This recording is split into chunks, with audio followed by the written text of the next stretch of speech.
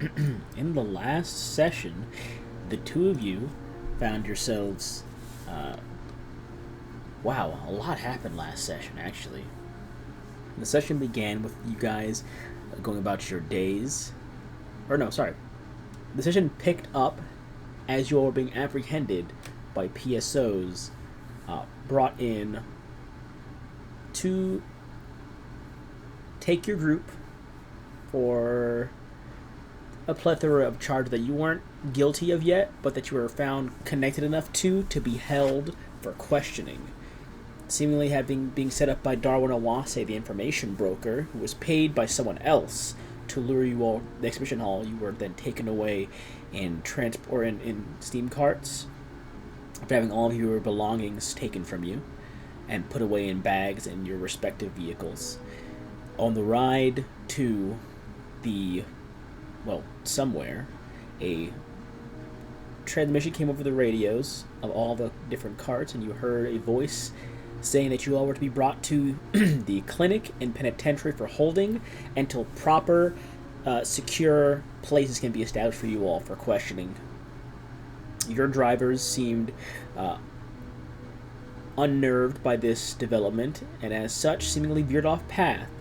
You found yourselves not at a clinic nor penitentiary alongside your compatriots, but at the front door of the Honorsworth estate, where Orion Honorsworth ventured down the stairs with, no one really with him, just ventured down the stairs, met with the PSOs, thanked them for bringing you all to him, as he had apparently tipped them off to the possibility of some conspiracy going on to take you all to a different location.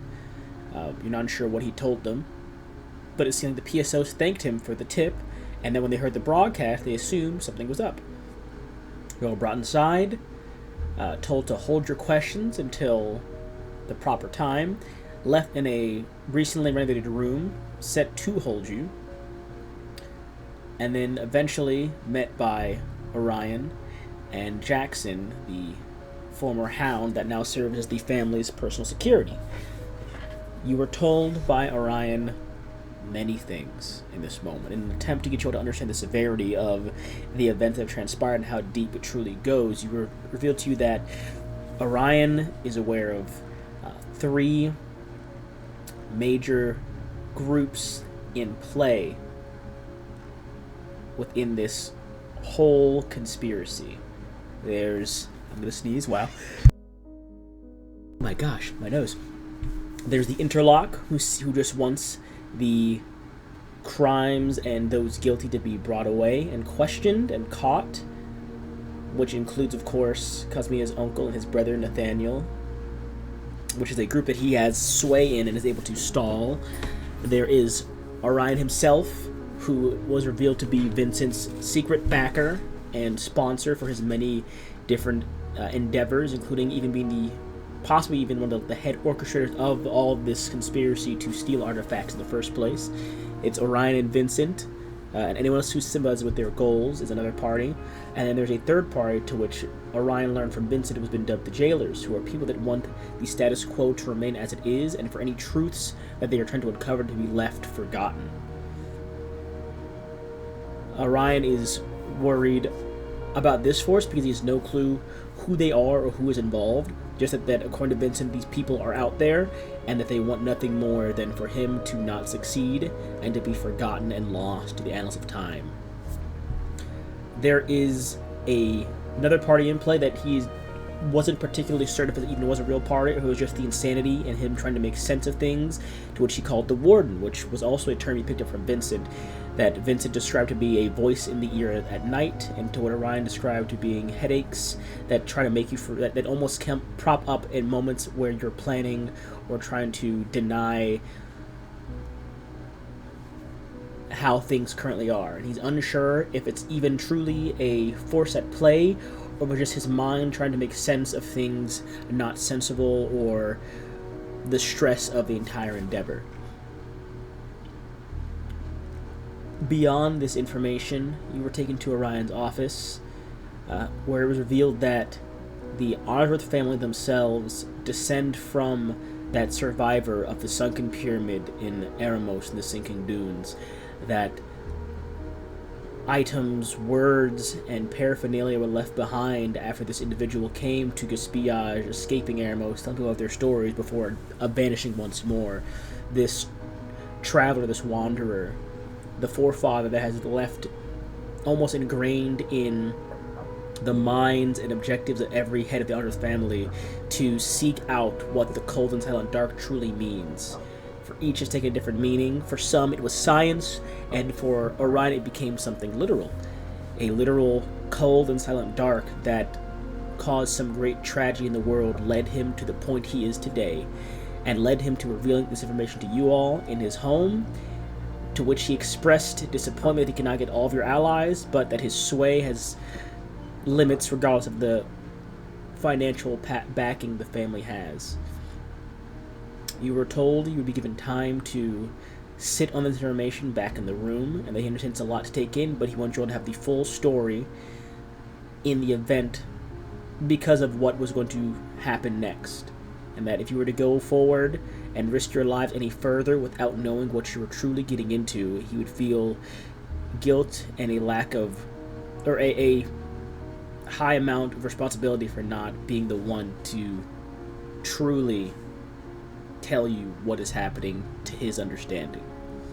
He also told Cosmina that because she showed such interest, despite his warnings and despite the other circumstances surrounding the events, that he allowed her to continue on this investigation because it is what her heart told her to do, and he would never deny her that. And he said that he'd even told Vincent and his team that above anyone else, if his daughter was hurt, all of their backing would be done for. And that, seeing as you had chosen to take this path, Cosmina, he was putting every asset he could into making sure you'd be safe doing so. He thanked Alexandra for her work in the interim, being something of an eye or a caretaker for Cosmina, unbeknownst to her, throughout these many years and months. And we ended off with you all being left in the confines of the room where you were being held. We pick up there with you all in there, just being pushed back in, or just being led back in by Jackson, the door closed and locked behind you. Or I guess not locked, the door closed behind you. You all are of course free to walk around the house as you're not actually prisoners here. But we pick up there. Cosmina and Alexandra, you are both in the honor of the state in this guest-ish bedroom. What would you care to do?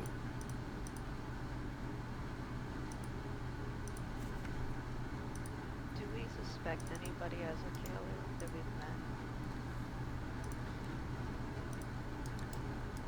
Currently, that is up to personal interpretation, I'd say. The only people that, of course, you can recall being directly involved in this whole conspiracy are Vincent, the late Juniper Wild, who, of course, inspired Vincent to go about this path. Clearly Orion. Possibly.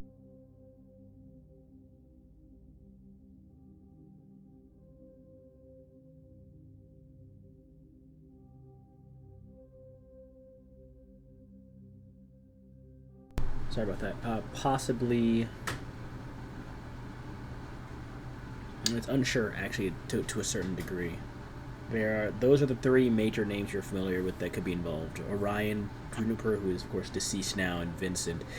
Anyone else could be circumstantial, because there are plenty of people that have been surrounding these events as a whole, but whether they are involved in the conspiracy or simply just... well, there is additionally, of course, Talim Shea, the artist, and from what your group deciphered and discussed, Wesley C. Adams, who also had a disagreement with Juniper in the past, had some knowledge of these events, it seems. So I'll put the names in chat.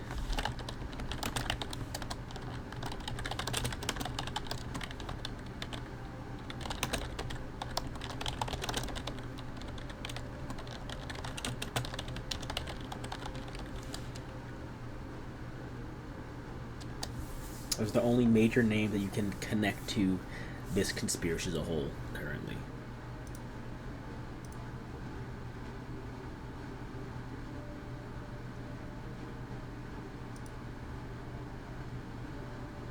And are we...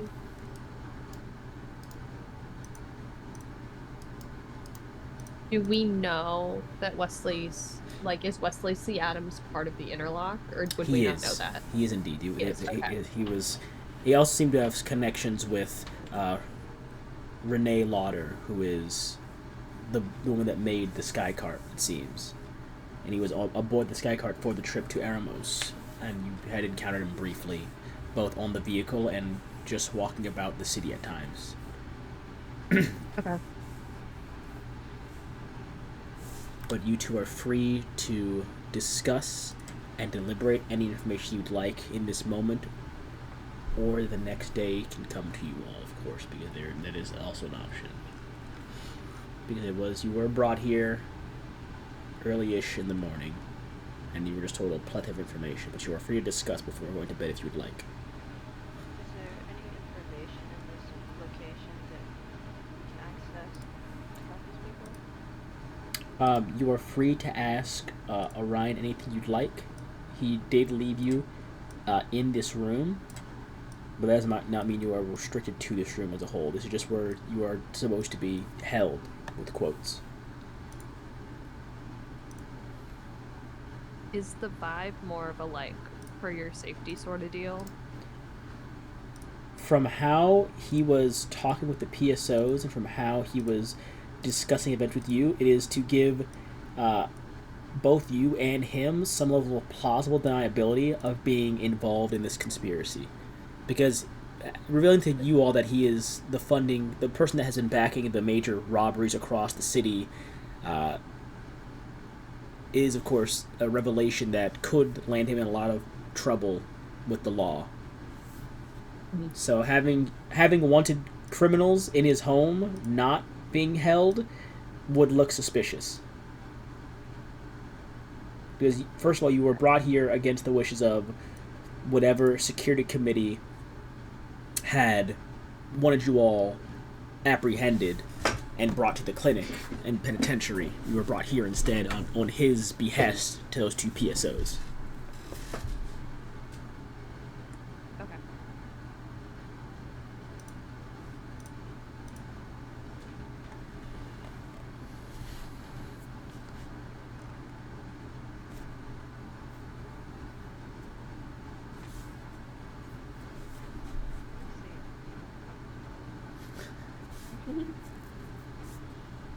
Of course.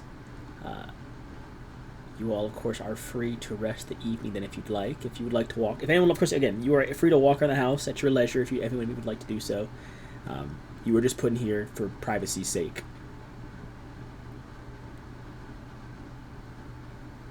But yeah.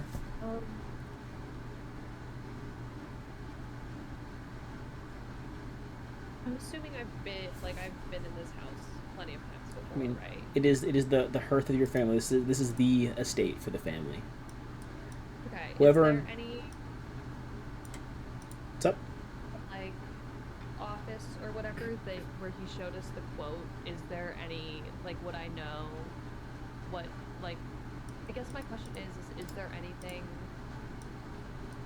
else in there that could pertain to this, or is it just the, like, quote? There might possibly be records from previous heads of the family if they're kept here, but you're unsure. It is, of course, it is your father's office. So it's unsure of just what information he keeps there, or if he keeps it somewhere else. But the possibility of there being other documents from family heads it's a possibility.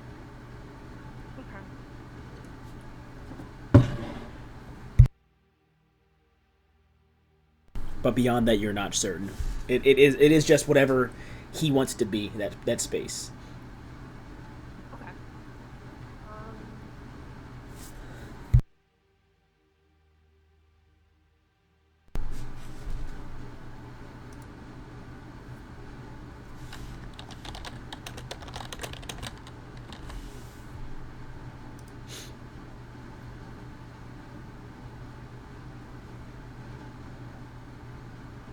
I don't know if I want to is the thing.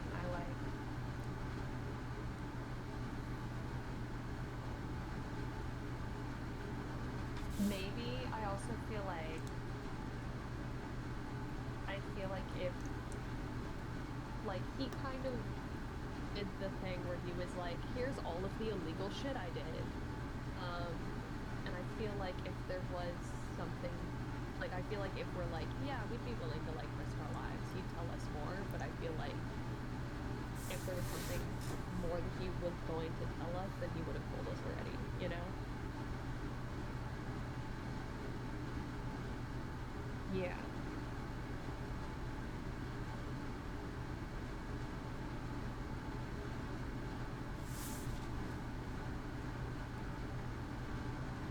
Yeah, I feel like that works. Okay. You all rest for the evening. Of course, that puts if you're below half health, it puts your health to half. You get full stamina back. All of your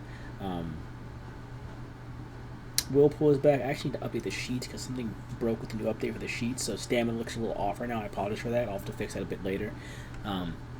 Any class features are restored to normal, of course, as well. You know, the usual gist. You awaken, I'll say, good 8 hours of sleep, so you went to bed around 8 a.m., or 3 a.m., so a good 8 hours of sleep. Not maybe like, almost like 7 hours. You get up around like 9, 10 o'clock in the morning to a gentle knock on the door. You hear I gotta find the voice again for the character. Oops. You hear the voice of, at least something you recognize the voice to be Jackson at the door, who goes, Miss Cosmina, breakfast.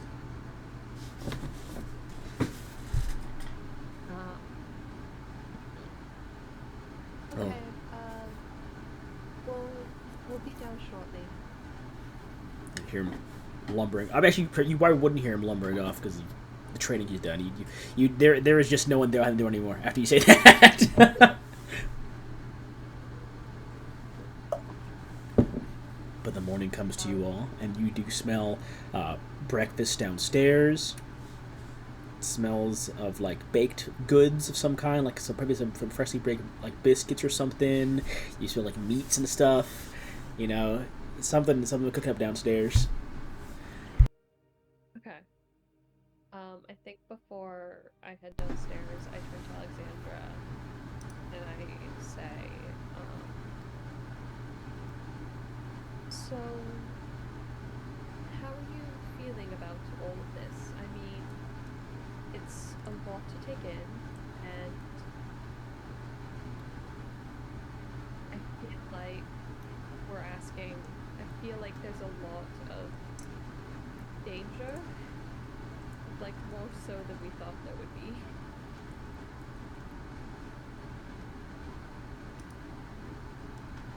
Oh, Lizzie, you're fading away again.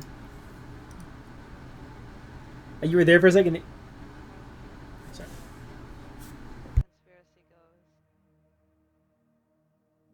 I didn't realize how many people would be involved and how dangerous this would be.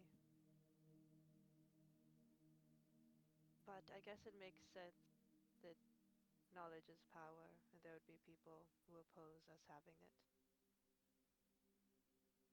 I suppose. I mean, are you ready to continue forward?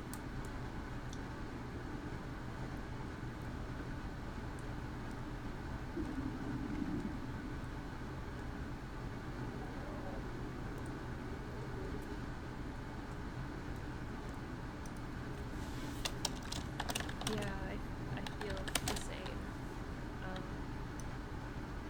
Okay, well, breakfast?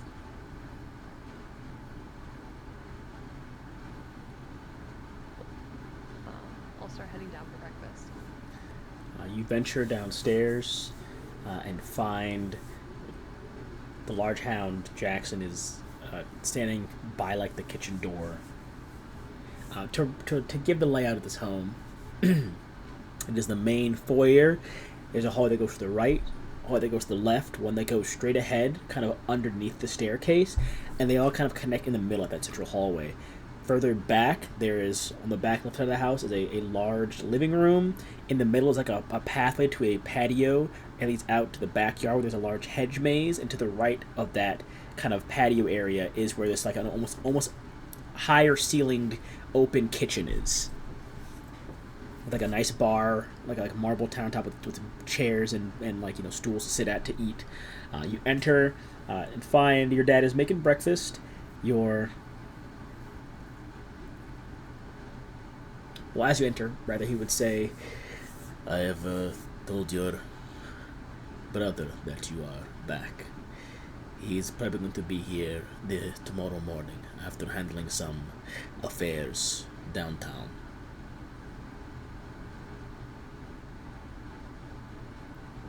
Does he know about No. all of this?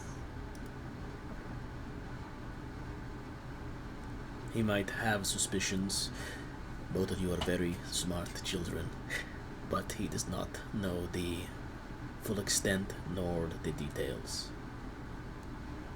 But he does handle a lot of family finances, so he might notice discrepancies in statements I've released.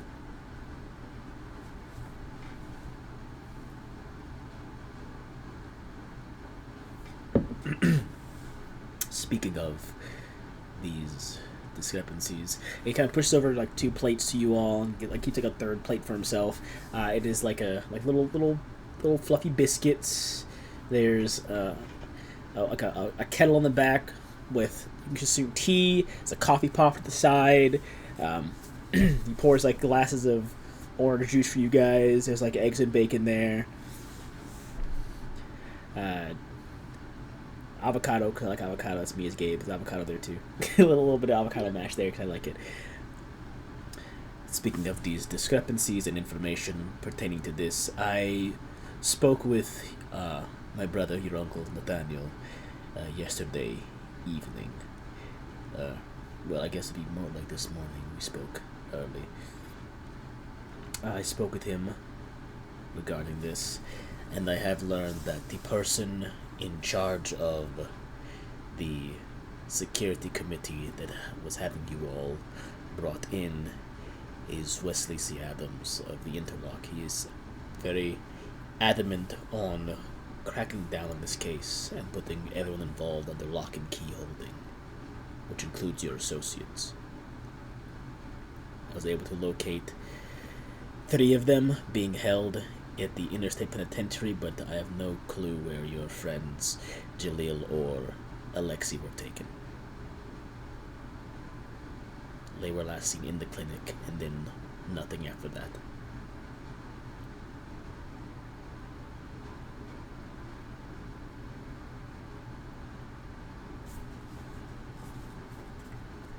So Jaleel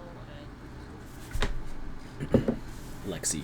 Jalil and Lexi are, yep, they were seen going into the clinic, but have not been seen since. And it reported that Drew, Yuri, and Marlon are in the penitentiary.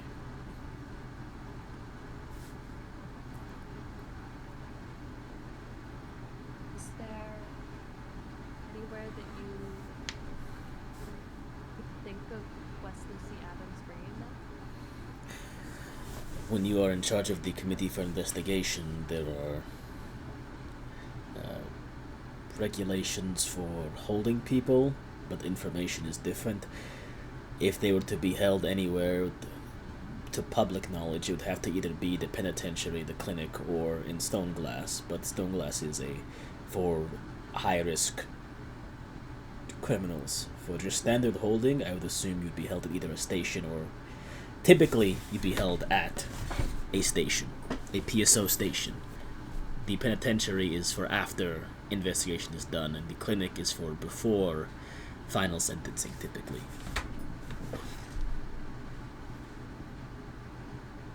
So it could be any PSO station around the city. It could be in the clinic, in a wing that has not been investigated just yet. It could be in the penitentiary, in a private holding area, in secrecy. I do not know.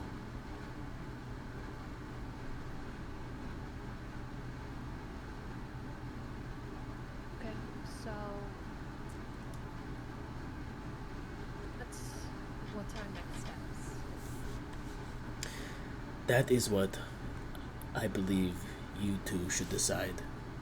Again, I cannot guarantee that your friends will ever be released, even with my assistance. It just might be you two from now on, if you want to continue at all. And if you do not, we would have to work on an alibi or reasoning as to why you were associated with these activities, and see if we can get leniency for you all in this investigation.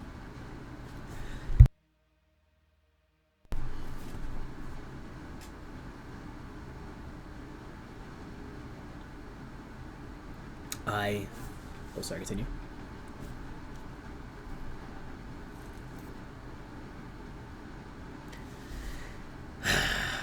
Yes, your friend Nasir. I have not. When you all returned to Visix, they seem to have gone back to doing their usual work of investigating our family and the case they brought up against us. Asking them for a favor in this matter would be something in your hands. I do not believe hearing things from me would be beneficial. But do keep in mind, if they are found to be connected as well, which I know they are at least up until you left for Eramos, then their word as a lawyer might hold less sway than we can hope. The family has a plethora of social and economic power in the city, but beyond your uncle, we do not have political sway.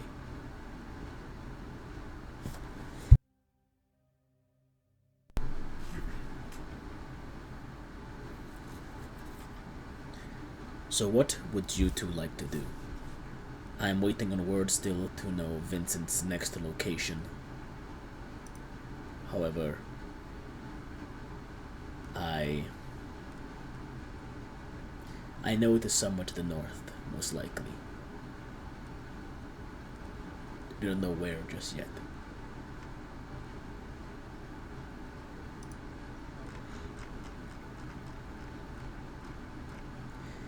They will be, but as long as you are here, they cannot find a reason. This is private property. Even though we don't hold political sway, the social holdings of the Answorth family are enough to deter agents of the law from storming our location in search of people of interest. They would have to request word from the family head, he just himself, if they were to come here for any sort of event like that. And I have denied all such connection or involvement in investigations since long before even this has ever occurred, which would give us room to navigate not being suspicious for denying this situation. So for the time being, at least, you are safe here, but you of course cannot stay here for long. Eventually someone might say or see something.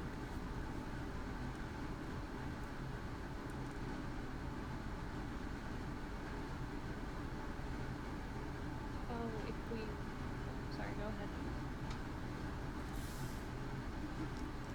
So, if we were to move forward, and our options are to go to where Vincent is, or attempt to jailbreak our friends. You want to break your friends out of a penitentiary. I mean, you're already considered criminals. This, however, would be a very provable criminal offense. But yes, your options are to head after Vincent or break your friends out of prison and then decide what to do.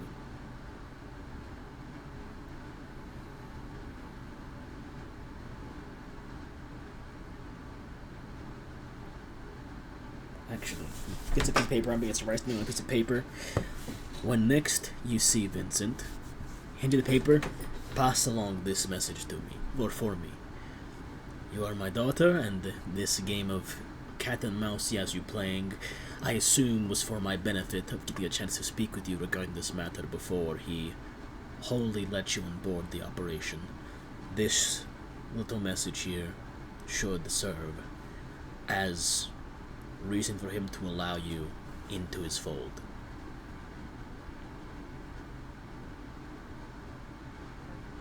What does the message say? It is roll me rephrase this.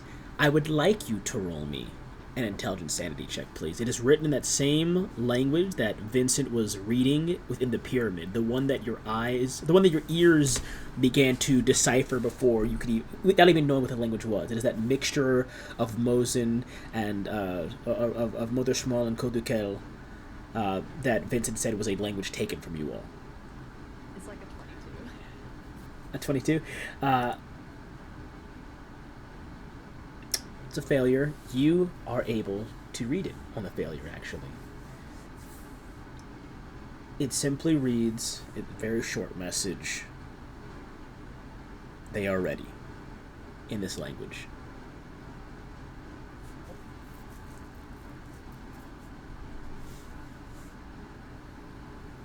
He knows to take good care of you. If he reads this message, he will know that you are ready to follow him to where he goes to.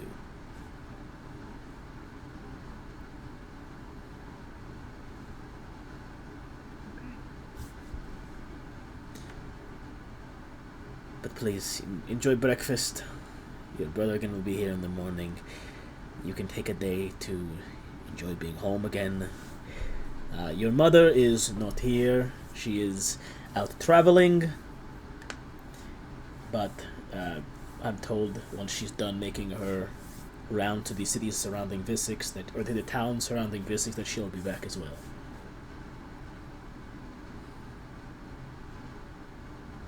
Okay.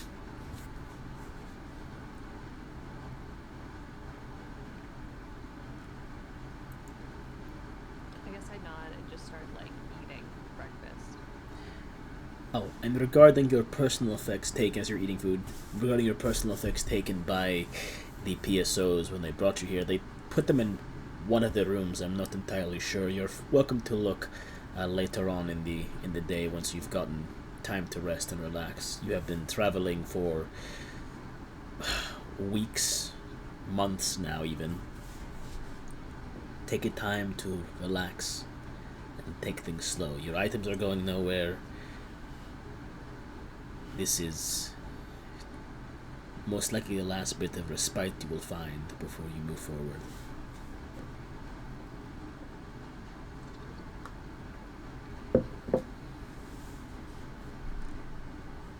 Okay. And the day is yours. You all have better have a day to do anything you'd like in the estate. You can ask more questions, of course. You can choose to just spend some downtime. There are rules for, I believe, increasing stats for training. Actually, if I recall, let me go find it real quick. Because again, there's no leveling up here, but there are rules for improving stats. Yeah. If you wanted to spend time reading or training, you can roll a d10 per day, and there's a threshold that needs to be met to improve a stat.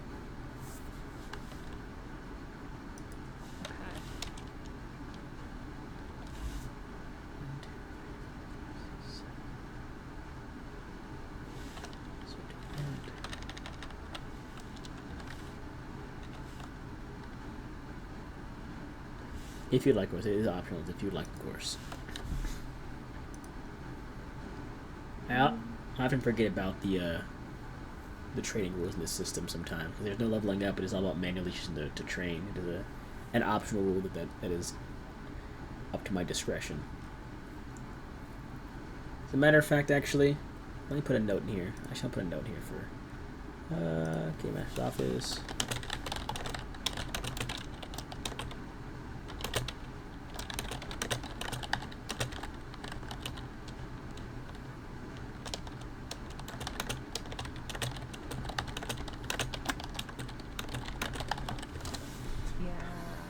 I will say. Oh, sorry, Jenny. You can. I mean, there's a hound. There's a hound present in your group, right, or in your home. There's one of the elite wardens of the.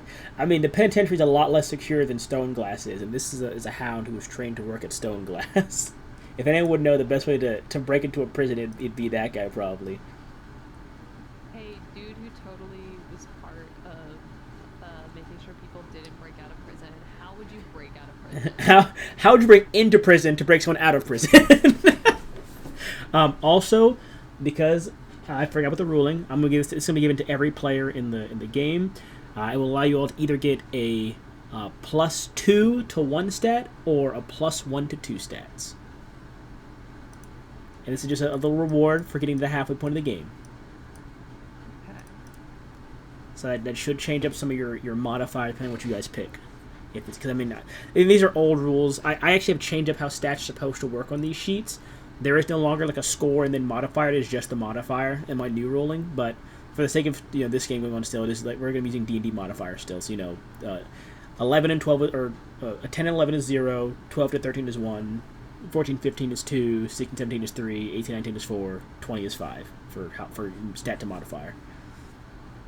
So feel free to add a +2 to 1 stat or a +1 to 2 stats of your choice. Okay. But he will tell, as you're done, you will talk to Jackson. He will tell you There is most places that aren't Stoneglass, the penitentiary in particular, works on rotations and due to the leniency of their staff. Stoneglass, I will add, is not possible to be broken out of. The security forces there without very explicit... Sorry. Rewinding back. Without very explicit and detailed planning, escaping Stoneglass is not usually possible. The penitentiary is a different matter. The penitentiary connects by the clinic, which has no law enforcement, just nurses, orderlies, and doctors. The penitentiary has trained PSOs that serve as guards, but they work on rotations on normal hours. So, whenever you assume people will be tired, or when the shifts will be changing, is when it is best to escape a prison.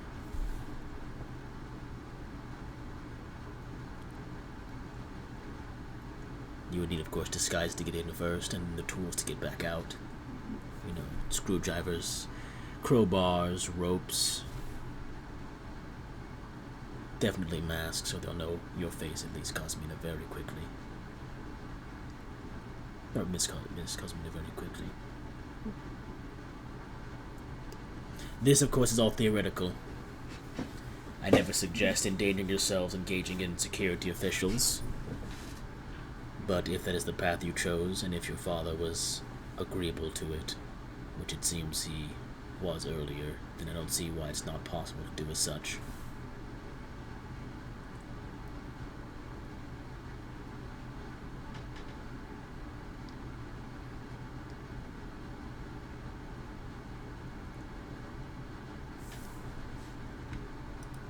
So, if we were to break into the penitentiary, would nighttime be better, or would it be better to wait until midday? Or, I guess, what would you hypothetically suggest the right time to be? Between the hours of 1 in the morning and 5 in the morning is your best bet. Hypothetically, of course. Yeah, wink, wink, nut, nut. Hypothetically, of course.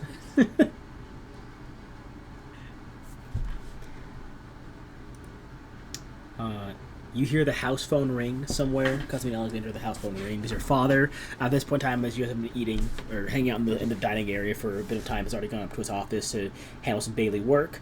But you do hear one of the house phones in the area ringing. If anyone would go answer it. Just a brrrr. Jackson does not answer phones. He is just there to punch people in the jaw.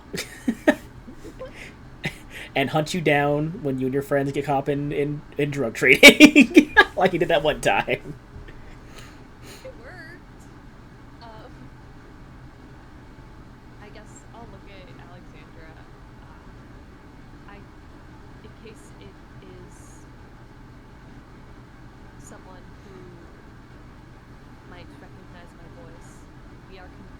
are technically overrun.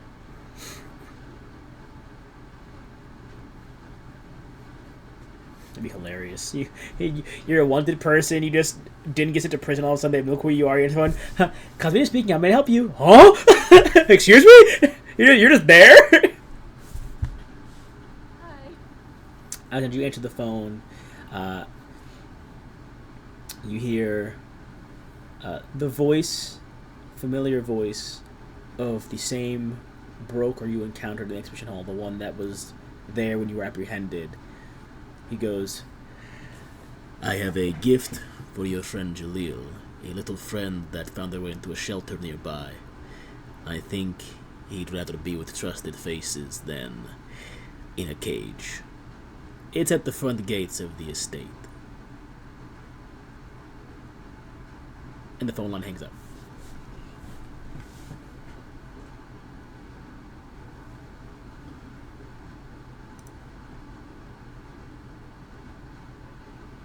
Yeah, no, that was you. That was your answer to the phone call. That was you there. Because Cosme didn't answer. That was your answer to the phone call.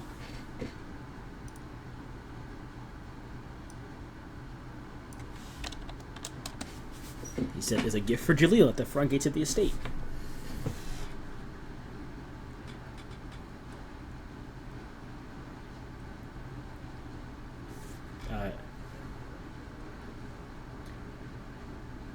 No, there's no cameras in this world yet. I mean, there are cameras, but not like, security cameras like that. Jackson will look to you, both of you, and say, "This is where I do my job." And then he will give a go, "I'll be right back." He will walk outside and leave you all for a few minutes while he goes out to the front gates.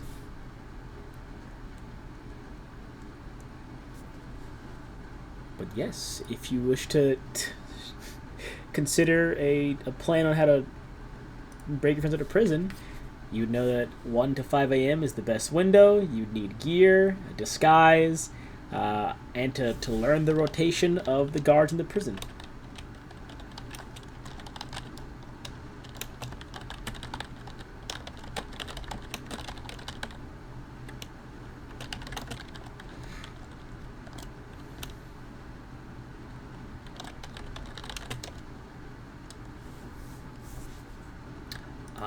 You know what?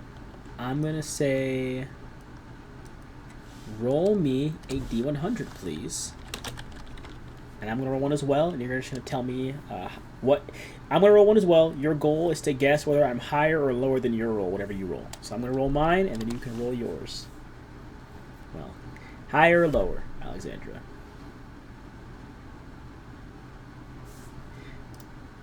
Yeah. You happen to know a former officer of the penitentiary who is now working as more of like a security orderly in the clinic now for some of the more like unstable-ish patients there. But they do have knowledge and do seem to work almost interchangeably between the penitentiary and the clinic depending on what side needs more assistance in the day for security.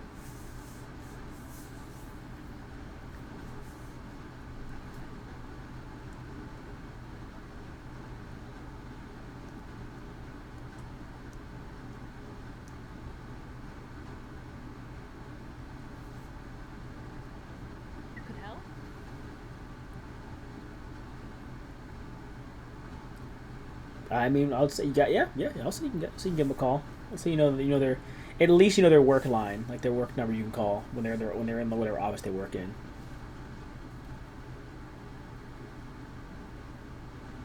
It'd be a appropriate time. They might either be on shift or on lunch right now. It depends. It's a coin toss whether they're on shift or on lunch right now. But because it's right in the middle of the day, we can definitely give them a call.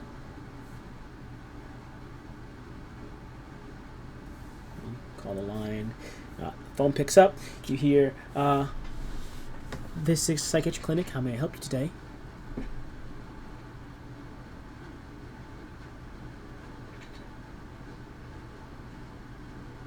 Take a moment. "Oh, Alexandra, how are you doing?"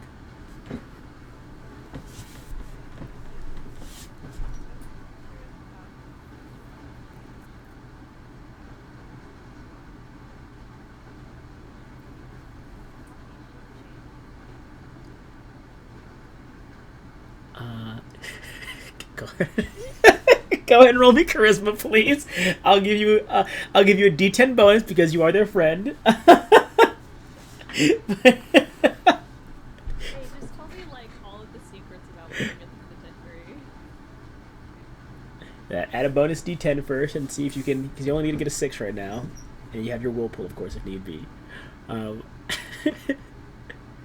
only need four more. Drum roll. Yeah, use that whirlpool. Give it another D10 roll. All right.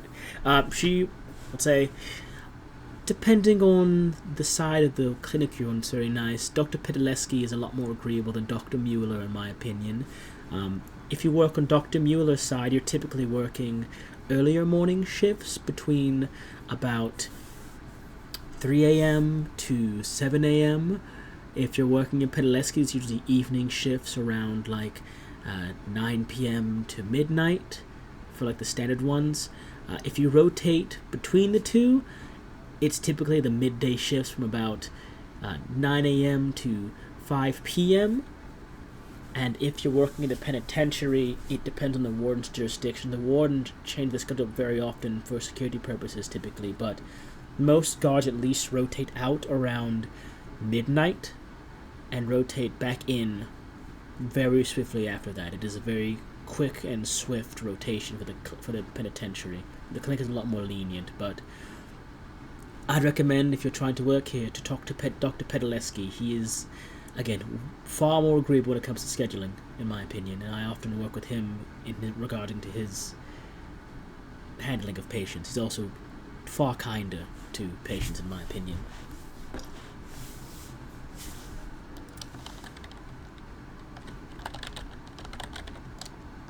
These are the two names you got. You got Dr. Pedaleski and you got Dr.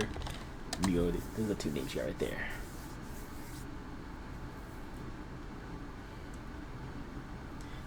Alright, well, of course, perhaps we can get lunch one of these days when it's not so hectic. It's been quite a while. And she goes, alright, well, I'm on my lunch break, so I'm going to go not work for a few more minutes. Talk to you later. And phone line hangs up.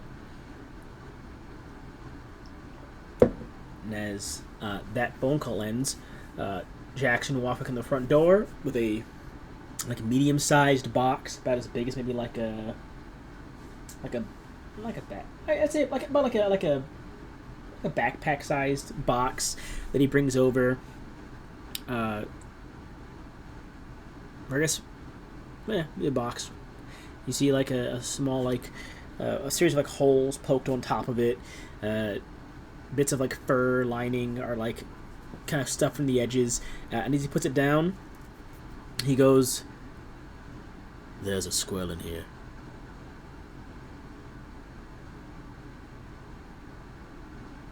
He puts the box down, and the two of you would see in the box, at least you think it is Jalil's pet squirrel, Robert.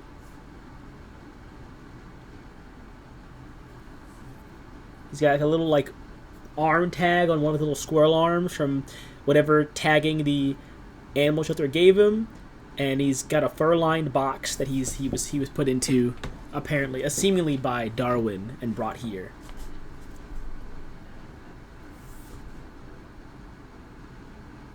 Sure. You look around. You do find a note, kind of like it's like around the collar, like a Christmas gift would be. It's like a little tag on the collar. You can just like take off, like a little paper ribbon wrapped note. Takes it off. You read it. It just says, "Because I like you," is all it says. And it's a little dove written in like a little dove drawn in the corner of the note card. And you can assume, of course, it was meant for Jalil most likely, because this is his squirrel, but you now have Darwin Awase has returned to you, Jalil's pet squirrel, Robert. And he is now here with you in this house. And Jackson goes, "Why is there a squirrel in this box? I am uncertain as to why this squirrel important. It's a joke."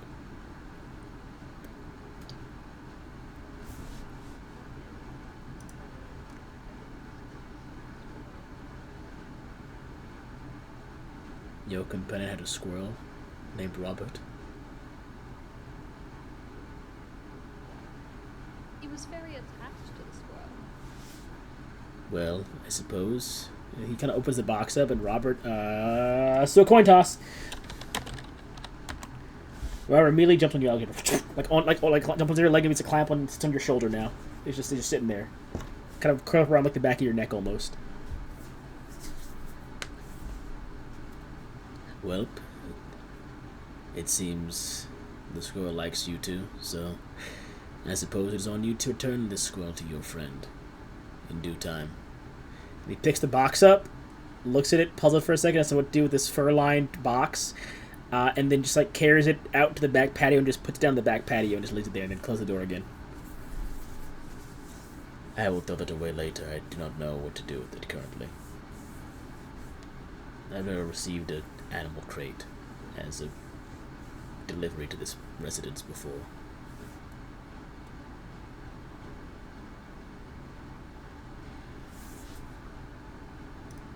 But you now have Robert, and I will say, if you spend a bit of time, if the two of you collectively spend some time today with Robert, you can learn some of his commands he's been taught, because he has been trained partially by Jaleel to take some commands.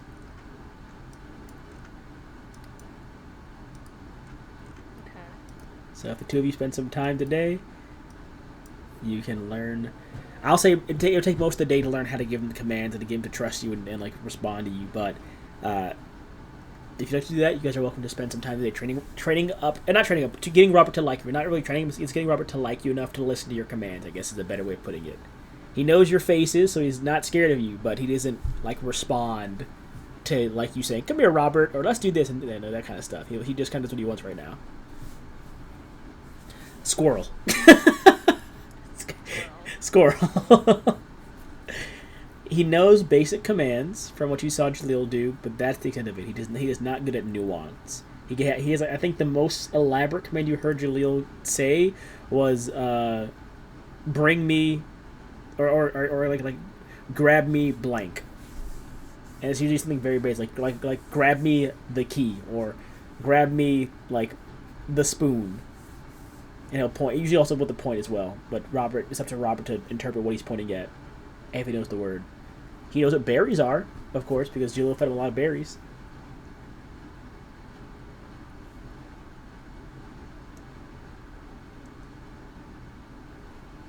Okay. And make it. I think it'll be helpful to have a squirrel or trying to break people out of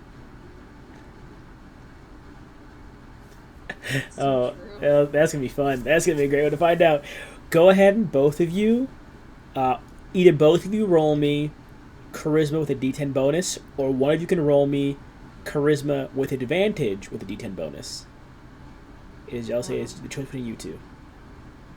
Sure, charisma.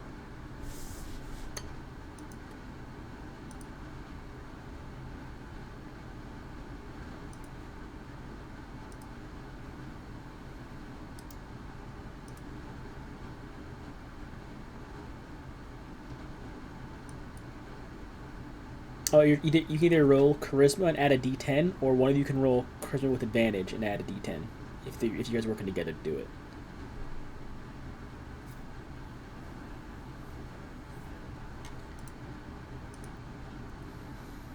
Okay. I have a +3 modifier. Oh, damn. And yeah, go ahead and roll charisma twice, and then add a D10 to it. Okay.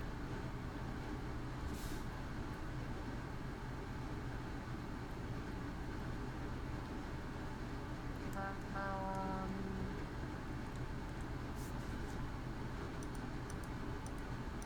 83. Nice. You spend the better part of a day. Robert not only likes you two, but it seems like he'll respond to your commands. Maybe not over top of Jaleel's, but he will definitely defer to you all if Jaleel's not around anymore. Okay. But he does like you guys. I'll say in order of like squirrel hierarchy, it goes Jaleel, Cosmina, Alexandra. In terms of Robert's squirrel hierarchy of who to listen to. Love a squirrel hierarchy. But you do know he has 3 commands. He has the come command, which makes him, of course, run to you. He has the retrieve command, which is, of course, grabbing stuff. And then he has the hold command, which allows him to, if you hand him an item and tell him to hold onto it, he'll hold onto it for you. Okay. So I guess my question is, with the retrieve command, does he have to be able, like when we're saying retrieve, or do we have to be able to point to it so he knows what it is? Yeah. I mean, he has to visually be able to see what you want him to grab. You know, like when a baby points at a picture of an apple, they know it's an apple in the picture, that kind of thing. Like if you show Robert a picture of a berry and say, go get retrieve and point to the berry, he'll find the nearest berry possibly and bring it to you. Because he's still a squirrel, but he can recognize like a picture and the command. Let me check actually. I think he's actually pretty decent at stealth, if I recall correctly. Or because he can either use dexterity or wisdom. Dexterity is his best stat. It's not phenomenal, but he does have a +2 to dexterity checks. That is his best stat currently, because again he's a squirrel. His stats go, or at least his modifiers go -1, 2, -1, -2, 0. Oh no, sorry, -1 again, and then -2. Which is all. He's not charismatic because he's a squirrel. He's not wise. He's a squirrel. He's not smart. He's a squirrel. He's not very strong of body. Squirrel. Not strong. Squirrel. But by God, is that boy dexterous and fast. He can move 40 feet or 40 steps. And he has a total of 150 stamina as a baseline. So he can possibly.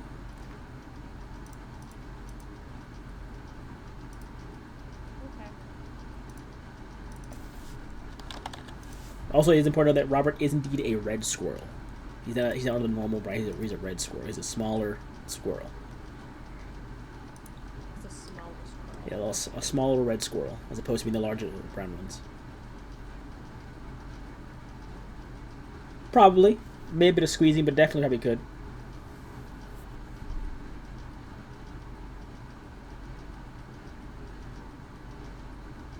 I'm just trying to figure out how much,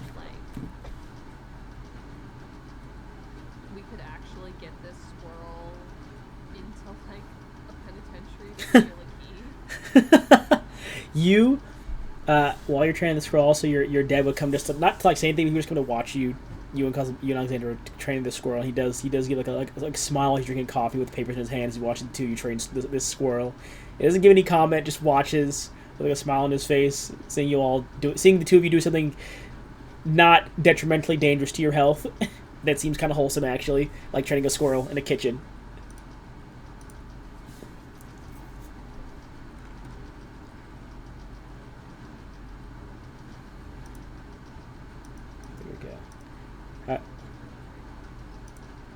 You do not. He said he found him in an animal shelter, but he did not say much more than that. But they did find him in an animal shelter.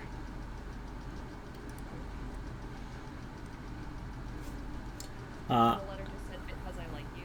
Yeah.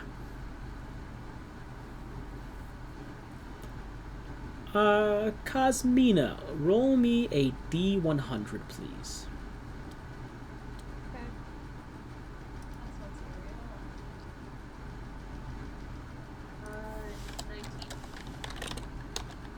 That's 19. 19. Check my notes. 19. Ooh, okay.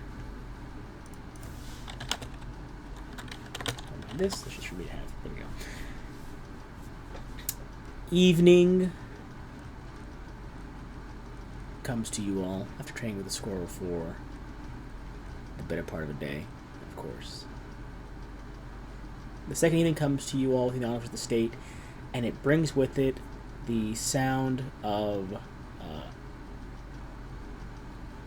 footfalls coming down the hallway of Jackson as he kind of walks, stops and listens, then walks some more, stops and listens, and then you all begin to hear the faint whirring of engines in the distance and tires rolling across a gravel road in the silence of this private property. So something is coming up the road towards the estate front door.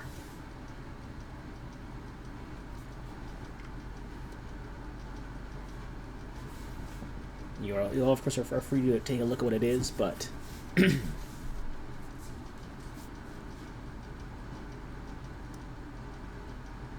what did you hear? You hear engines coming down the road of the estate. They've already seemingly pulled past the gates and are coming down the street. Is there is there a window that we can peek out of without being seen? Yeah, you can peek out of the upstairs window in that room you're in. Because again, it all is boarded off. There's some slits you can look through. You can look out the window. You see, I need you to roll me 8,100, Alexandra, if you don't mind.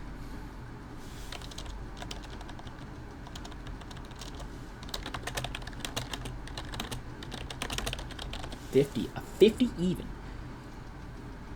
Okay. You see vehicles, 3 of them beginning to round the semicircular bend of the front driveway, coming to a stop just before the base of that large staircase leading to the main entrance, the one that you were all parked at initially.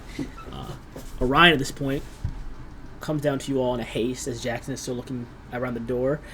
He looks kind of confused and alarmed on his face. He kind of collects his composure, walks over to you all. We need to hide you for a moment. Jackson, take them to the attic, please. And you are taking... Jackson begins to lead up or head up the staircase to the second floor.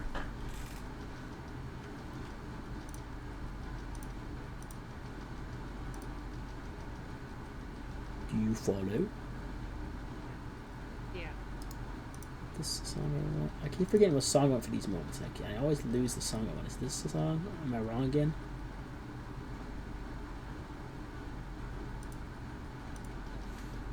No, I do this one. Sorry for that. I keep forgetting the song I want to play for these. There we go. You guys enter the attic. Jackson kind of lowering this ladder staircase for you, letting you up there, and then closing it behind. The attic itself is standard attic, wooden floors, small, like little circle window that peeks out down over the front of the house, and then there's faint little cracks. Not cracks, like splits in the floorboards of the attic that you peek through the floorboards to see the floors below that are beneath you. Enter the attic, and you hear murmuring of voices from outside the building. Kind of the sound emanating through this little window overlooking front of the home, which allows some of this noise to travel and reach you.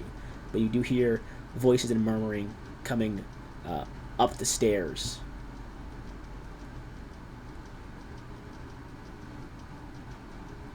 If you were to look around further, you can see there are cracks that show you the only major split in this floor shows you the main foyer area, but most of it is most of the attic itself goes over the second floor. It's alone, but there is just the main foyer part of the attic covering does give a small glimpse down to the floor below, to the two floors below, down to the main entrance where your father, Cosmina, and Jackson are currently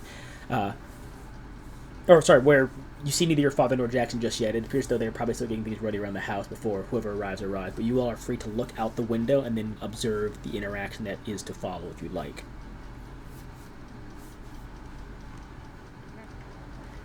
So you got a 50. Right, with a 50, looking out the window, you see 6 people dressed as PSO security specialists, 2 men in sort of finer suits, and the older, recognizable frame of one Wesley C. Adams walking up the staircase to the front door right now. You hear the loud rapping of the knocker on the front door that echoes loudly in the silence of this moment, before you now see Orion and Jackson coming down the staircase. Just a moment. Orion unlocks the front door and opens it, kind of Jackson off to his side. One of the 2 men in the suits holds a paper in Orion's face, right in front of his face, as the other suited man and the 6 PSOs kind of enter, flowing past Orion like he's a rock in a river. Jackson kind of puts a shield out to kind of keep your father, Orion, almost protected, as the men start to turn. As Orion begins to kind of turn to see where these PSOs are going in his home, he goes, "You cannot just." And then Wesley goes, but they can." And he kind of, you see his frame outlined in the doorway, not fully within the building yet, just kind of standing at the precipice. Oops, I just messed something up in my document. What'd I do? Did I refresh that on accident? Whoopsies. I lost my document. Where'd it go? There it is. Sorry. I was trying to make sure I got his voice correct. So I make sure. Wesley.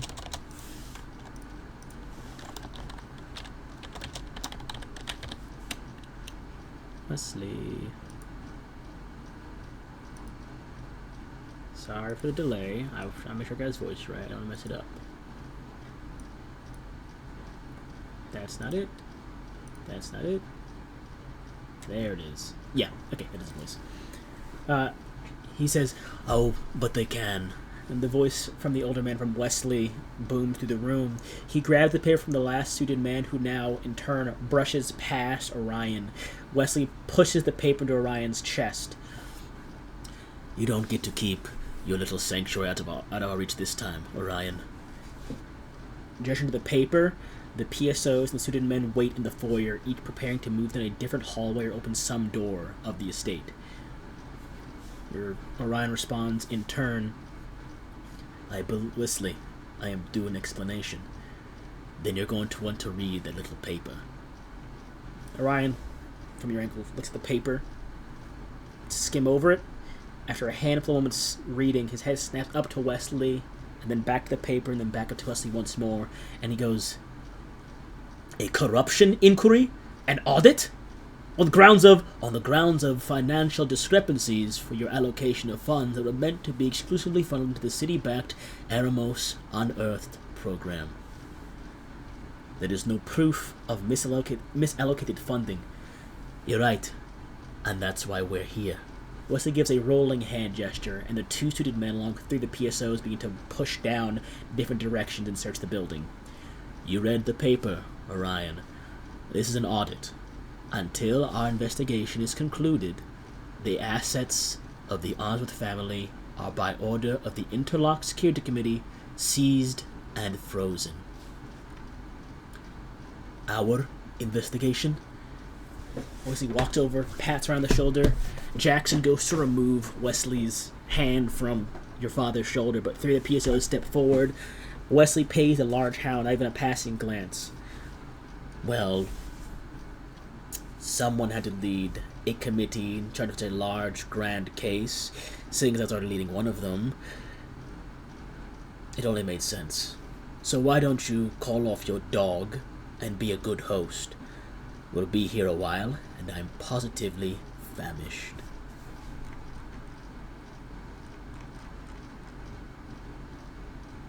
The two of you up in the attic see all of this transpire. There are 5 people, not including the 3 in the foyer and Wesley, now searching the property. The time that Orion was offering you all here, from the sounds of things, seems to be all but gone in a matter of moments. And as I said before, Orion doesn't have enough political sway in this moment to ensure your safety and security. You need to get your belongings and get out. And that means finding a route that they aren't searching through yet. Because eventually in time, you do know someone will come to this attic. Your only possible option in this moment is finding a path that will get you out of the Arnsworth estate. From looking around the home earlier, Cosmina, your items, your personal belongings, are downstairs in the main foyer in a side room where the coat closet is. Okay. Which is so fucking lucky because there is... what do they call it? I heard what it's called real quick. What is it called here? I gotta find the name of it again. There is a dumbwaiter in the attic that goes down to the closet. You got really lucky with that roll you got. That 19 you got really lucky. There's a dumbwaiter in the attic that goes straight down to the closet. All it would take is for you to send the dumbwaiter into the coat closet, grab your belongings, come back up, and find a way out. Okay. But you need to do so quietly, of course. So, what do the two of you wish to do in this moment? You know where your items are. It appears as though you have a brief amount of time before they make their way to the second floor. Perhaps 10 to 20 minutes at most before they finish scanning the entire first floor.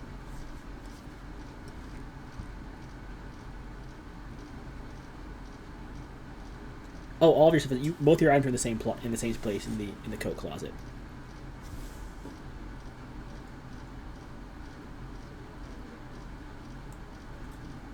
Precisely. You know that there are at least 3 PSO security specialists and 2 men in fine suits that are currently scanning the first floor of the home, going through rooms and closets and looking out in the back patio. They have not gone to the second floor yet. However, sitting in the foyer as well are Wesley, 3 more PSOs, Jackson, and Orion.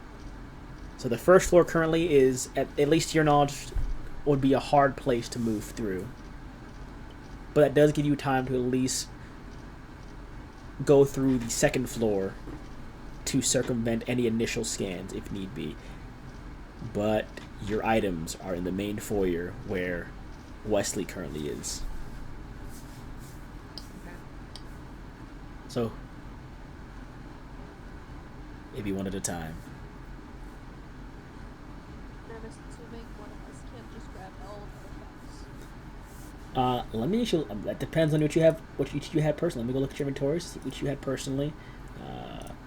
Alexandra had. I mean, obviously your clothes are still there. You still have your cap, your slacks, your coat, your listening horn, set of hairpins, notepad, flask.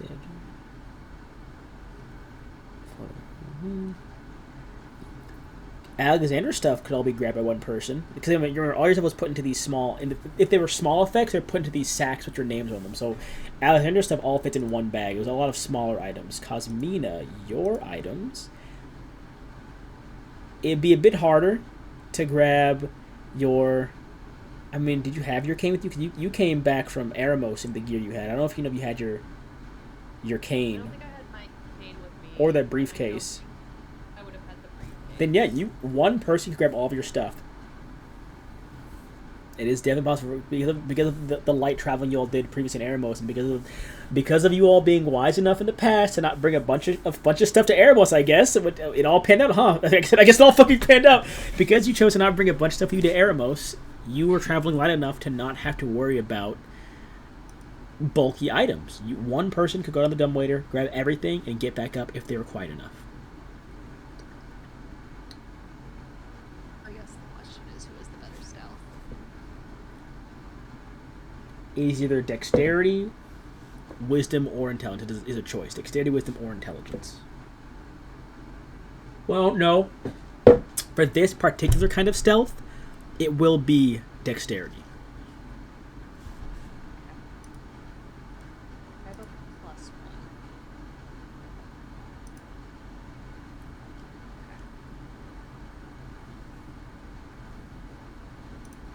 So Alexander,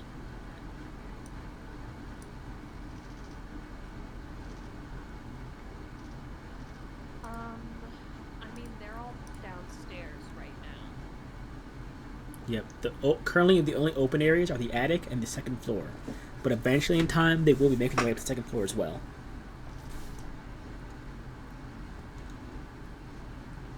Yes, you can.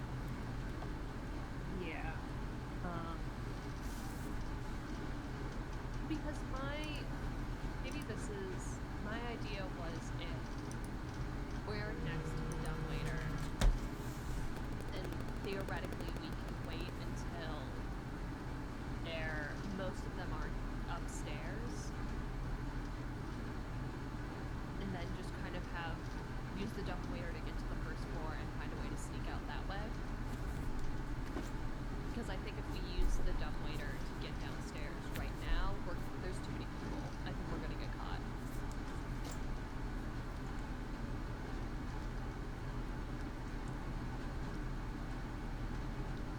Oh, they've already checked the coat closet. That was the first place they checked was the coat closet. They've already gone in. The first place they went through, they all scanned the foyer immediately, and as soon as once they gave the signal, someone swung open the coat closet door, went in there, and began scanning for people mainly. It looked like. Oh yes, you saw that. That was the first they did. When you watched the whole ordeal take place when Wesley gave the signal, you watched two teams break down the hallways. One team went into the coat closet, then broke down into their hallway as well. It's not like a huge. It's not like a huge place. It is just like a short walk-in coat closet. It's a very short trip to get in there and find something and get back out. Okay.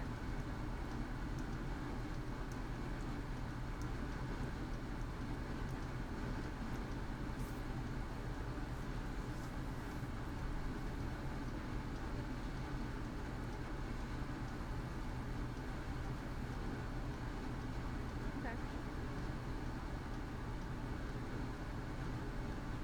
All right. Well, do we?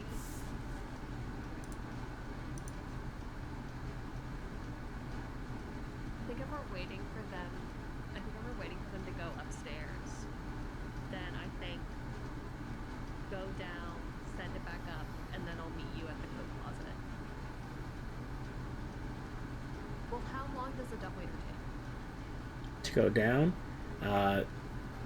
it's not a huge, super tall house. Maybe a minute to go down, about 2 minutes to go back up.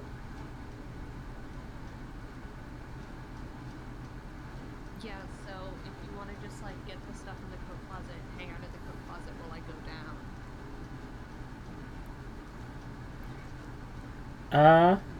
From cosmetic experience as a child, depends. If someone's listening for it, it does.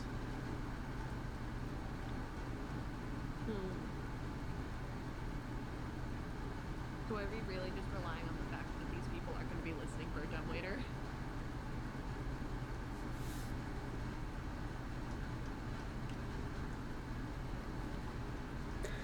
No. I mean, the upstairs is wood. The downstairs is not wood. At least not in the main foyer. The attic is wooden, but you're also 2 floors up right now. Like if someone wants to be walking beneath you right now while you're in the attic from the 2nd floor, they might hear you. But from the 1st floor, no one's gonna hear you walking around the attic right now. Okay.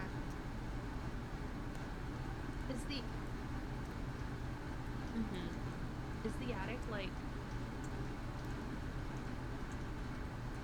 where's the dumbwaiter in connection to the attic? It is in the corner nearest to that small window where you were looking at earlier when you saw them come up the stairs. Oh, so it's in the attic. Yep, it's like right there in the corner of the attic. Okay. Yeah, I feel like wait for them to be walking up the stairs, you go down, send it back up, I'll go down, and then we figure out a way out after that.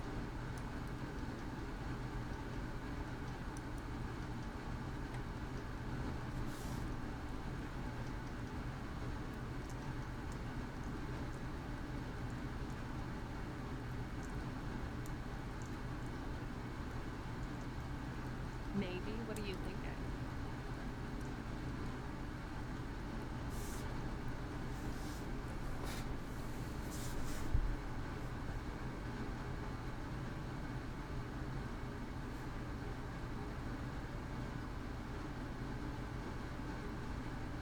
Am I wearing anything that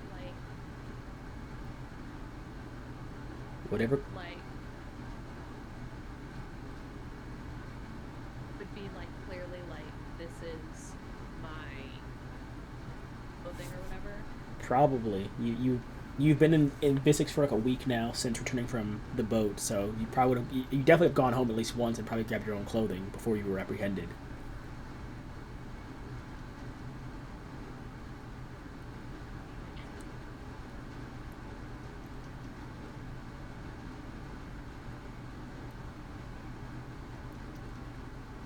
Yeah, because it'll definitely make them think that we're hiding it, but also give Orion enough plausible deniability to be it's my kid's jacket, my kid lives in Bissick's. Okay, yeah, I'll take my jacket off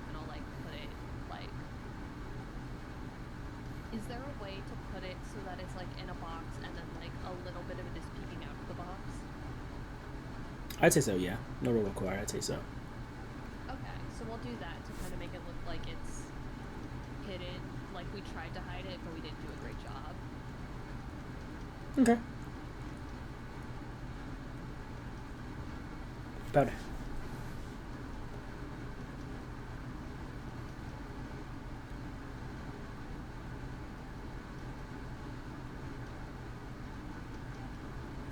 Alright, go ahead and roll me a D100, please.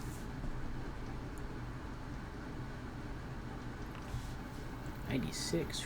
Woo-wee. The 4 of the 6 that were scanning the first floor, or sorry, 4 of the 5, because it was 6 PSOs, 2 men in suits. Yep, sorry. Correction.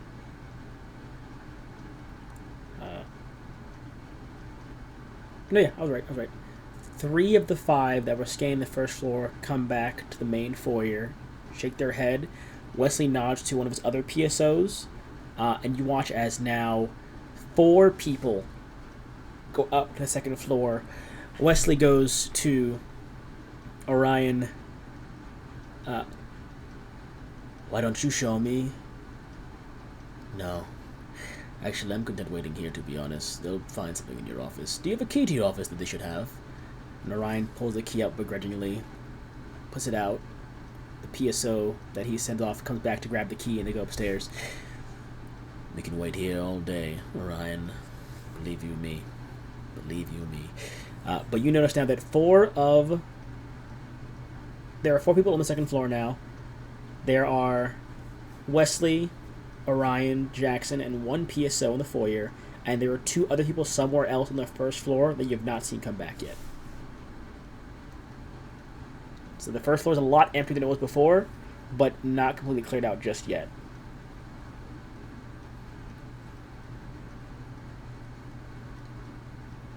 Actually, let's see here. Make a roll. Make a roll.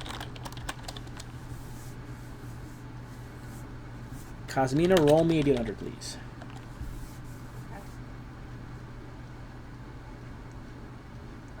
46. Higher or lower? Higher. Okay.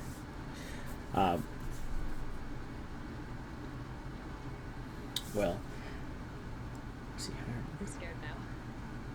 So you said higher. You hear Orion start to talk to Wesley, and he says, "Look, clearly there's an issue you have with some part of what I do as an individual. But we can at least talk this over some coffee, can we not?" He gestures for him to go to the kitchen with him. And Wesley goes, "Oh, no. It's too late for coffee. It would do me no good. But if you would like to go get me a drink, some water perhaps, I would be very grateful. I mean, the hors d'oeuvres you served me were tasty, but they only did so much to sate my appetite." Orion goes, "Unfortunately, it's all we have today. I did not get a chance to make dinner before you arrived. But yes, I'll go get you some water." And Wesley will stay in the foyer and send another of his 2 PSOs to follow Jackson and Orion as they go to the kitchen. So it is Wesley and 1 PSO in the foyer now. But Orion, Jackson, and another PSO are now somewhere else heading towards the kitchen, it looks like. Which is the best that could be done because I rolled lower than your 46. Damn. I was trying to see if Orion could convince him, if Orion could, like, father-daughter click with you and find a way to get you a better cover, but he doesn't know what your planning is, so that's the best he could do. Okay, that's fine. But it's about half an hour now since they arrived at this house. There are now people on the second floor scanning. You're unsure if you'll get any emptier on the first floor, or how long you have in the attic at this point in time now.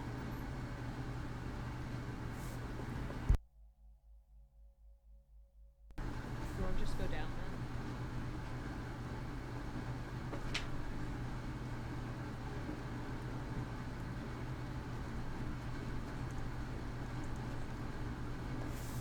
Alright.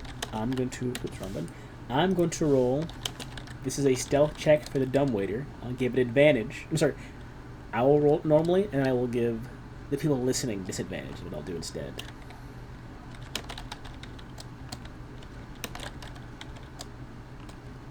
There's no fucking way. I'm so scared.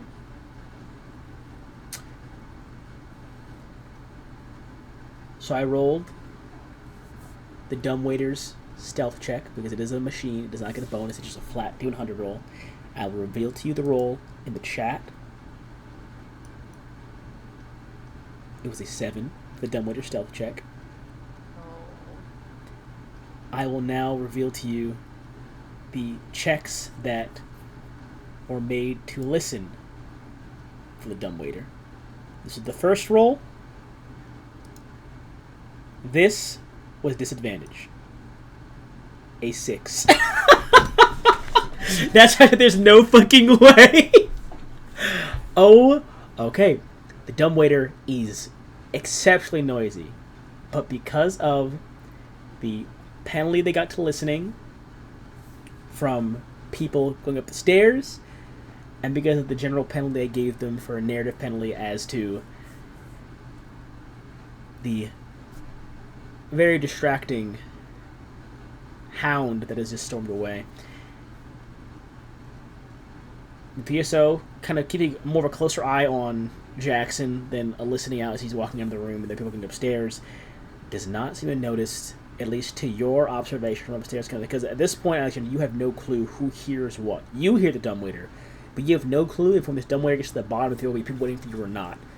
Cosmina, you see no one is reacting to the oddly loud dumbwaiter off in the corner. Alexandra, you get to the first floor. You're in the coat closet. It is dark in here, and you do not directly see where your bags are placed.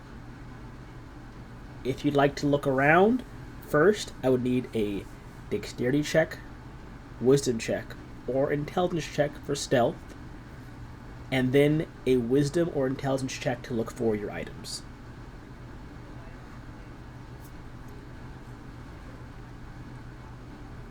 I mean, while this is an investigation, no one has any reason to dislike the Answorth family directly. I mean, you know what? I'll flip a coin. Maybe this guy didn't like them. This guy did not like them. The lights are off. Or sorry, the lights are on. This guy didn't like them. The lights are on. He's burning their electricity bill down. The lights are on, actually. I take it back. The lights are indeed on. So you can see, but upon initial glance, you did not see where this bag is. But, so roll me. I will say, since you're just looking around now, with this kind of searching room, I'll have you roll, yeah, same thing. Intelligence or wisdom with a D10 bonus first to see if you can spot it.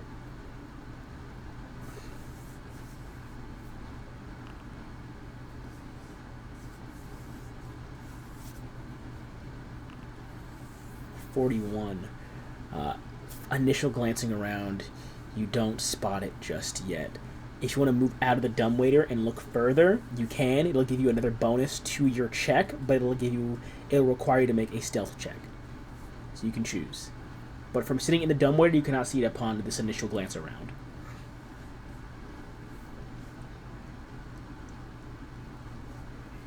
Alright, go ahead and roll me dexterity, intelligence, or wisdom for your stealth check.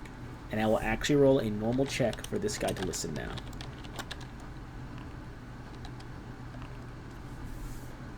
Okay. Because you don't know what Alexander's doing downstairs. You see the PSO next to Wesley kind of perk up for a second. And then sneeze, wipe his nose, and continue looking around the foyer, unalarmed by whatever Alexander's doing currently. Alexander, you step quietly out of the dumbwaiter, begin to look around. Roll me another check, intelligence, wisdom, your choice, with a 2d10 bonus. As you step out and scan the initial area. Oh my goodness. Oh no. Well, you get to add 2d10. You never know, you might get 2 10s. You never know. Crazy things happen. 14, that's a 47. You have your will pool. You only need to get a 3 for this roll to get to a 50 if you want to try for it. Oh! Go for it. Alright, with that check, you spot your items. They have been securely, like, name tags removed from the bag, so you're not sure whose bag they are, tucked away on an upper shelf in this coat closet, kind of sitting in a basket where you'd put hats and mittens in usually. To retrieve it quietly, one more dexterity, intelligence, or wisdom stealth check, please. If you want to take your time with this, it'll take you a bit longer, but I will make it so you can... I will allow it be a flat 50 on the dice if you take at least a minute doing this. Very carefully grab this thing down. It can just be a flat 50 plus your modifier to whatever you choose.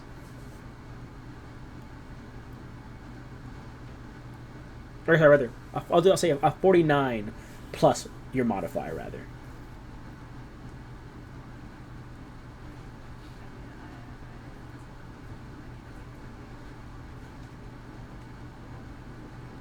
This is true.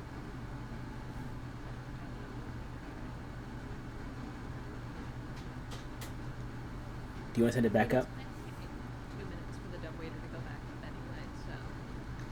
Kazmina, roll me either intelligence or wisdom, please, for your perception check.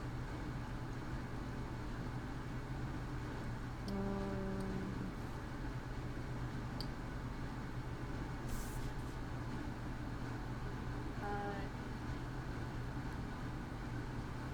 81. 81. You hear muffled footfalls walking around upstairs, and someone, you hear the voice of someone go, "After you finish in this room, check the attic, down the hole." Is there any way that I can call the dumbwaiter up? Yep, by all means you could. I think I'm just gonna risk it.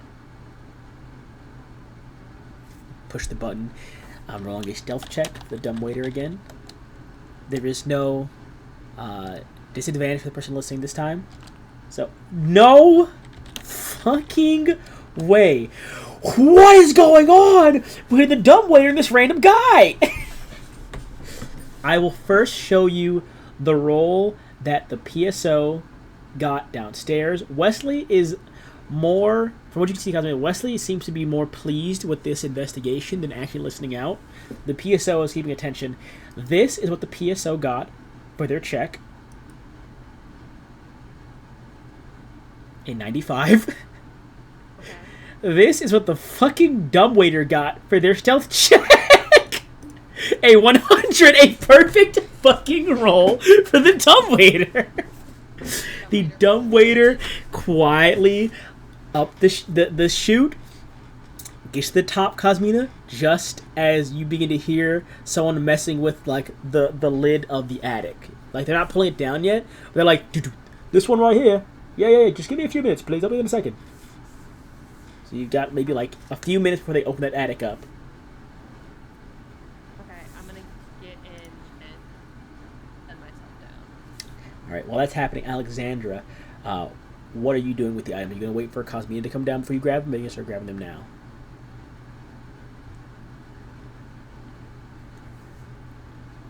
Alright, so what are you using for that? You're using dexterity, intelligence, or wisdom for your dexterity.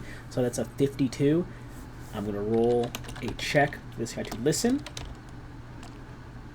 Alright. Neither of you can see what is happening out in the foyer anymore. So you have no clue if anyone is starting to approach the closet door to this coat rack, or this coat room. You grab your items down quietly, carefully. You have both of them. And you wait. And no one opens the door. You can assume you're fine. I'm going to roll the dumbwaiter one last time as Cosmina comes down.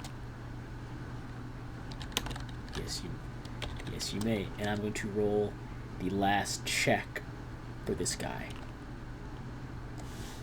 Alright. Cosmina, you get to the bottom of the dumbwaiter.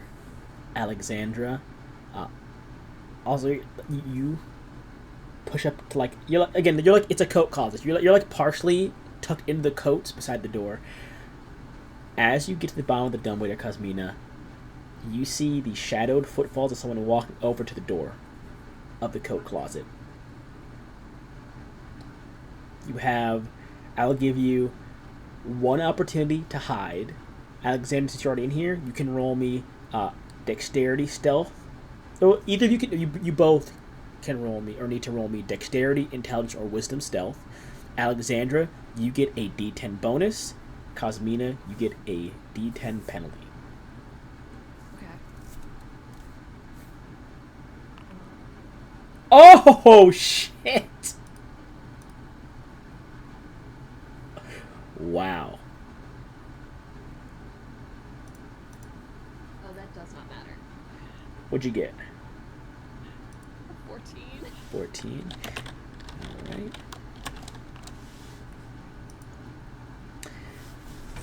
The door opens up. Cosmina, you're in the process of kind of trying to slip into the coats, like to slink away. You're kind of partial shoulder back to this person. As the door opens up, they step right into the closet and see you and go, hey, who are you? Alexander, you have this brief moment as this is being said. I am going to roll. I'm going to roll something for Wesley.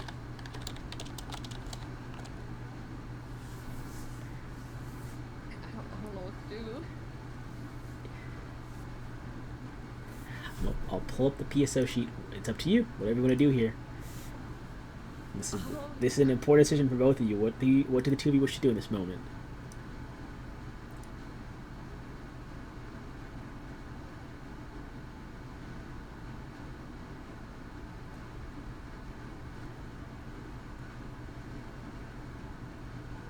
I love how that's your concern. You're like, my job, though. I think you're far past the job being lost, seeing as you were a government worker and you're already wanted for investigation. I think you're a bit past the job part. You're in a grand conspiracy. I think your 401k is already gone. No, not the 401k. What do you do? This PSO walks in. They did not spot you at all, Alexander. You were like right beside them in this coat rack. I mean, you're like 10 steps away from where they are, and they have stopped just in a few feet into the coat closet. Wesley himself has not made any moves. You're not sure if he noticed this happening at all or what's going on, but you've not heard or seen him do anything, or you don't hear him doing anything out there. What do you? Okay. What am I?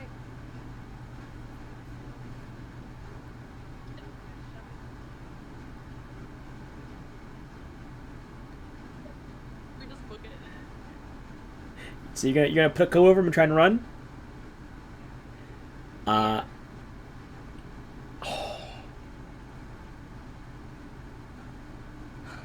Okay. Alright. Roll me strength or dexterity. Your choice.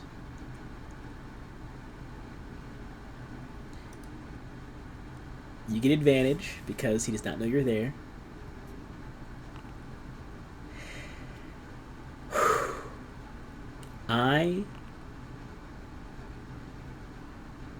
I need a D100 roll from you, Shar. I need to tell me higher or lower. This is terrifying. This is very, very, very important. Wesley knows both of your faces. If he sees you, he'll know Orion was harboring you here. Whatever happens next, and remember, he is just out. To last in your knowledge, he is just beyond this door in the foyer, only a few steps away from this room you're in right now. And if he sees you, there will be no deniability for Orion being involved in harboring you all here. What did you roll, Shar? I rolled a 45.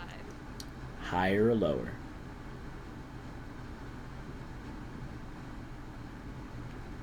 No window in the coat closet.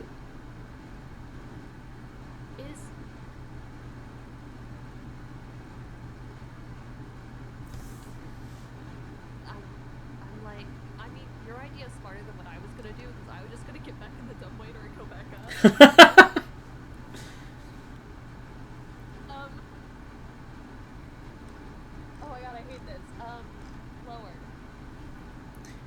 Good at 45, you said lower? Yeah. Okay. I'm going to roll now. Disadvantage. This PSO's reaction to the coat being thrown over his head. Okay. The coat goes over his head. Roll me another dexterity check, Alexandra, with advantage, because now he is blinded.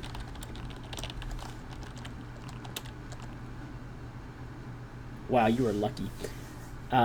Even blinded, he'll manage to push you off him. You push him into the back wall. Whump! He's not knocked out, but it gives both of you enough time to sprint out of the coat closet, out to the main foyer toward the front door, if you both would like.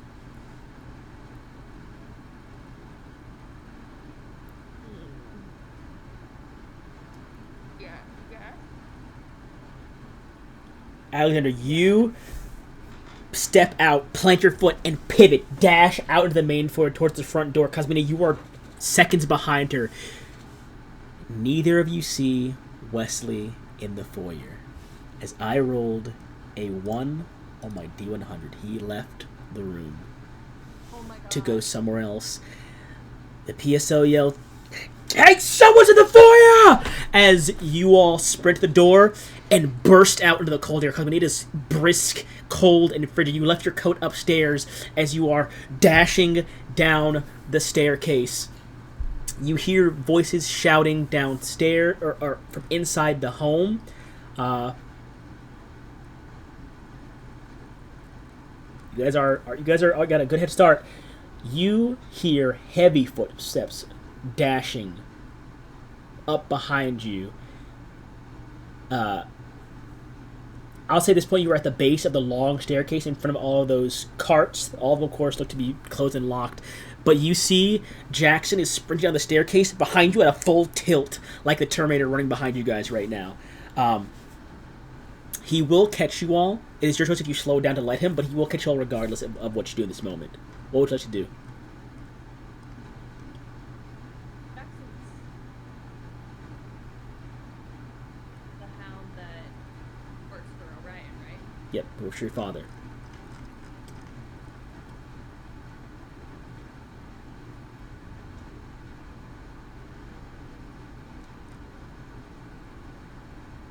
You don't know. He is the fastest person in this entire estate. He is sprinting down the stairs currently. You see other people beginning to run out the front door, but no one is as fast as Orion is, or no one as fast as Jackson is in this property. He will catch you regardless, but do you slow to let him catch you at all? I think I'll slow down. Okay, you slow down. What about you, Alexandra?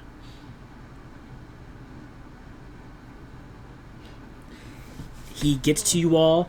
And says to both of you, "Give me something to have grabbed onto. I'm going to play it off that you are thieves trying to steal family assets. Hurry."